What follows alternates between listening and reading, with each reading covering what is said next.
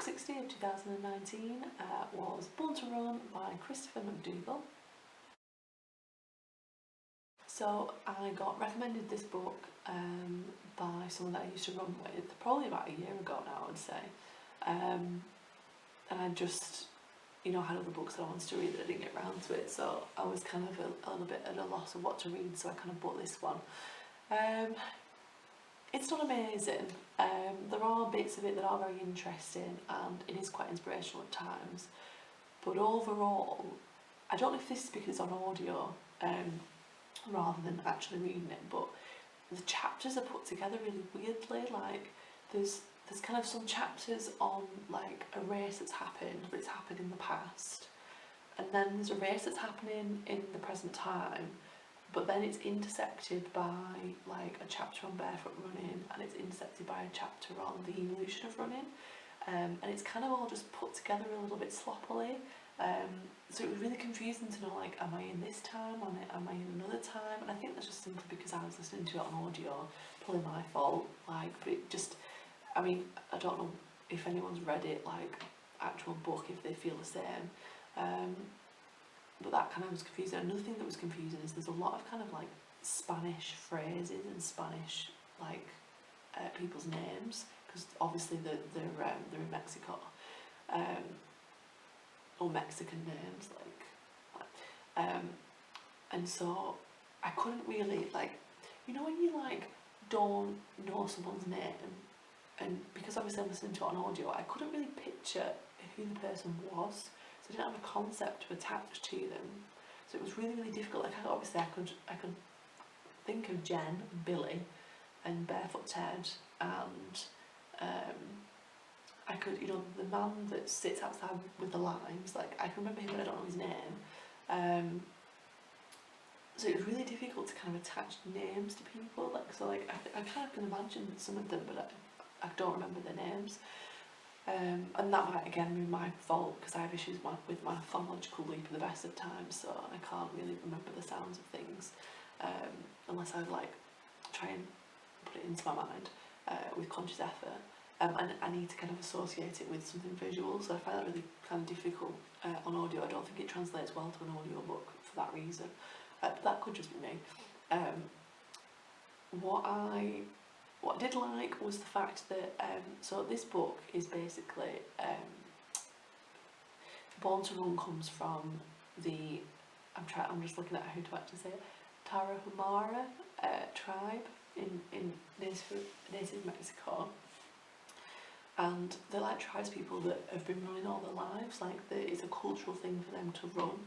So they run with like a ball, I think it is, when they're younger, and they run as a group, and like it's always like the older tribespeople that are better runners, and they run in sandals. And so Chris McDoughall was interested in why is it that they can run with no injuries when Western runners, American runners, are getting injuries all the time. Like we're constantly, like, as running myself, when I first started running I was getting shin splints, and obviously I changed my trainers to ones with kind of like insoles in, and it got rid of the problem. But then I've had I can't remember how to pronounce it, the bit that's like under the arch there, a lot of people like have problems with that. A lot of people have knee problems, have problems with their Achilles.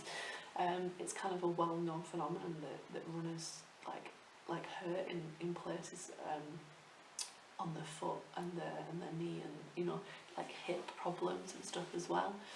And so Chris McDoughall was interested to find out why is it that, you know, these tribespeople are running and are fine to run it and can run it like a lot of distance. Like they're ultramarathon runners, they can run, you know, 100 miles plus and be absolutely fine. They can run all day and they're absolutely fine.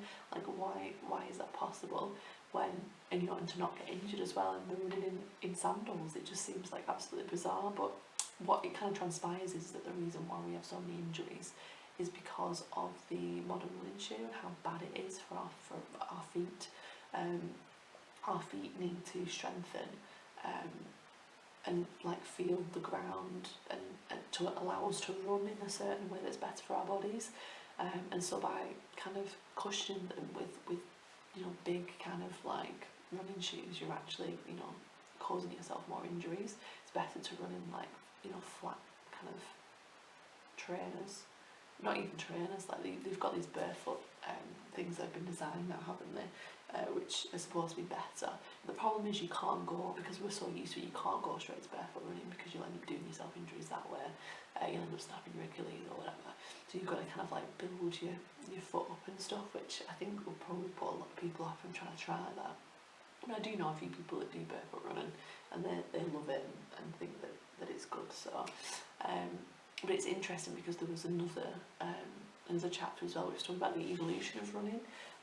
It turns out that we have like I want to say Vegas nerve, but that's because I've just, no, that can't be right. But there's that's completely something different. Ignore me. There's a tendon or something on the back of the neck that holds the head up, which like pigs don't have, for example. Any animals that don't run and instead walk don't have this ligament or something, and the way that our kind of like Achilles is and the way that our anatomy is, we've evolved to run. Like our bodies are you know, designed to run rather than walking compared to other species, and so therefore why are we not running and why are we getting injured?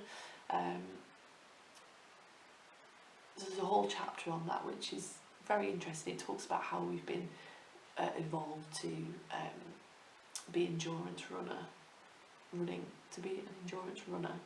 I was reading on my book, it says endurance running hypothesis. To be an endurance runner, to basically outrun kind of like, you know, antelope or whatever, gazelles, so that they drop dead, because there's something to do with, we can cool ourselves down by sweating, so we can still run, but other animals, they have to pant to cool themselves down and then obviously run again, so they can't stop and pant because we'll catch them, so they have to kind of like keep going, and then they die of overheating basically, which is very interesting, isn't it, that we've been, you know, designed to do that. And it talks a little bit about how you know, Neanderthals were more evolved than we were actually better than us, but because we likely evolved to run, we outlived them. So that was an interesting chapter. But that's kind of like just intersected into the narrative of ultra running, which is something that I'm aware of because I know a couple of people that ultra run. But I kind of like, I don't think I realised like what an amazing feat ultra running actually is. Like I have like a newfound respect for my friends that ultra run, because I kind of like think, wow, like you've ran like so much, like, and just to like listen to how they have to like eat on the way and stuff, because they'll just collapse from exhaustion and dehydration and things. It's just absolutely crazy, but so like inspiring, and kind of like, why am I not running more? Like, why am I not running every day? Like, I've been designed to run, like why am I not doing it? You know, and I found myself afterwards like Amazoning like barefoot shoes, and I was like, I can't buy some barefoot shoes because I won't use them and I won't run that much. But it's something I think for the future that I definitely want to like at my age, like I've already run a half marathon, so my next step is to run a marathon and then run more than a marathon. So, you know, I'll get there one day, but I'm not kind of like, you know, making myself go towards it anytime soon, because there's other things in life that I want to do. But it was very inspirational, and you know, the people that Chris McDoughall was talking about are absolutely insane. Like one of the runs that they were doing, because they were running against the, you know, these tribes people to see if they could kind of like beat them, which they couldn't. But they weren't close, they weren't far behind basically. There's Scott Jurek, I think, is in there spoken about. I actually googled a few of these people, and they've got their own books as well. So I guess if you like kind of the discussion of these ultramarathon runners, you can go and read their books also. I think it'd be quite popular for people that are in the running community to find out about. So yeah, it was an entertaining book in the sense of, you know, learning about like ultramarathons and things like that. But I think just the way it was put together and the way it was a little bit like yeah, it wasn't like exciting or amazing or anything. It didn't blow my mind or kind of like, and I was confused quite a lot of the way through because I didn't know what was happening and who was who, and essentially they are just running a race, you know, like at the end of the day, so it can only get to a certain level of excitement, I guess. But I suppose if you are enthused about running, then you might think it's amazing.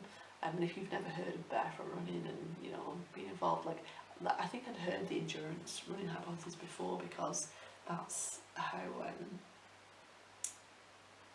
like, who were they? Like, I remember learning about people who used to run bison off cliffs, and then kill them. I learned about it at school.